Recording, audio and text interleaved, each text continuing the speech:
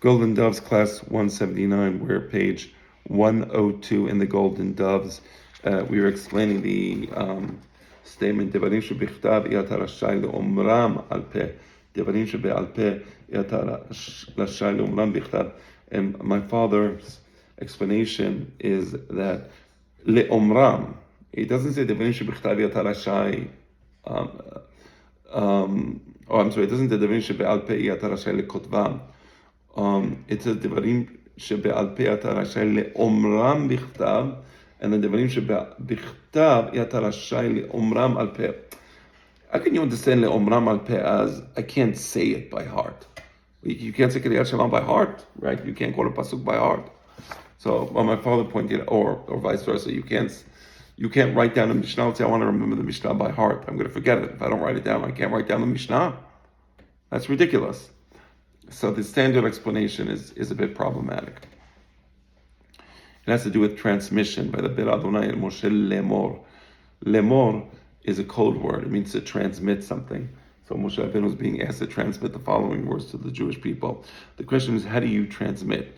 You can transmit by presenting or writing, as in the case of Torah Shebichtav. So the way you transmit it, it's not, I remember this is the way. No, how is it written? We have the actual Sefer Torah. You transmit the Sefer Torah to the next generation. And similarly with Torah Shebe'al Peh, the writing has no authority in and of itself. The writing can be used as a mnemonic to remember, but the transmission of the Torah Shebe'al Peh has to be done Be'al Peh. And that's why you have the Tanaim, that when you would quote a Baraita or Mishnah in the yeshiva, and you're presenting it as evidence or as part of a discussion, evidence for a particular position, as part of a discussion, it had to be said by the Tana Be'al Peh, and then it became part of the public record of the yeshiva, right? So continuing.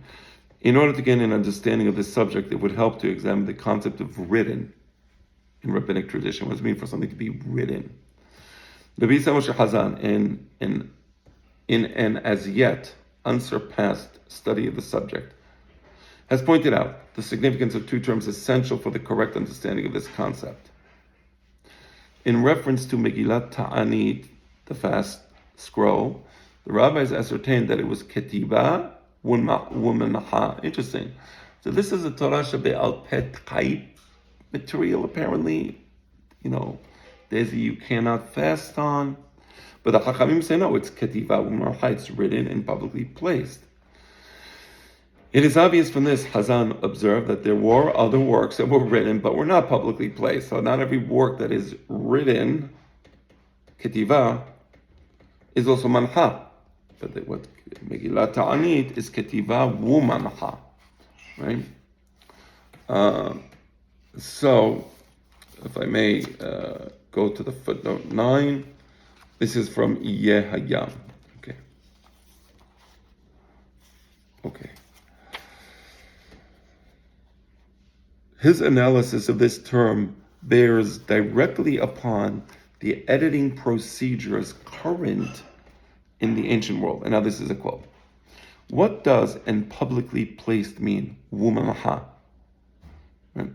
According to the Spanish scholars, this expresses a very subtle idea, since truly the entire oral law was to be found in writing in the possession of individuals. So first of all, we know that the Torah Shebe'al Peh was written down. Right? As an empirical fact, we have copies of the Torah Shebe'al Peh, and the Torah Shebe'al Peh was written.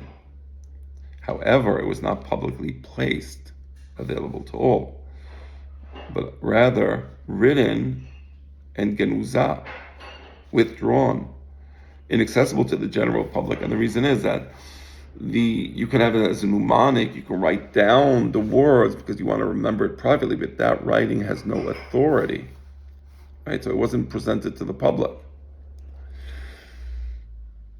Right, so it was genuzah in the private possession of the Sanhedrin authorities, right? The uniqueness of Megillat Ta'anit did not inhere in the fact that it was actually written, as the rest of the oral law was, but in that it was publicly placed, Wumanha, Ketiva Umanha, or Wumanha, and thus accessible to all. Whoever wanted could come and take from it. So by having a written scroll which is accessible to all, you're saying that the written scroll therefore has authority, and a person can go and look at the written scroll and use it and quote it authoritatively.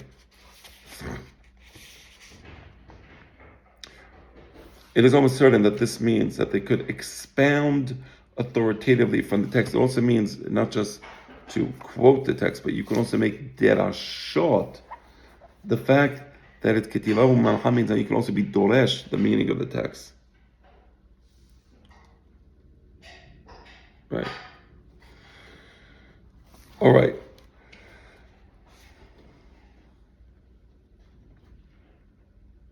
Incidentally, from the proceeding, it seems that there are no longer any grounds for the criticism made by Rabbi Yaakov Hajez in his Eis Hagim, objecting to the view of the Spanish scholars regarding the permissibility of writing the oral law on the basis that never was it stated that the Mishnah was written and publicly placed.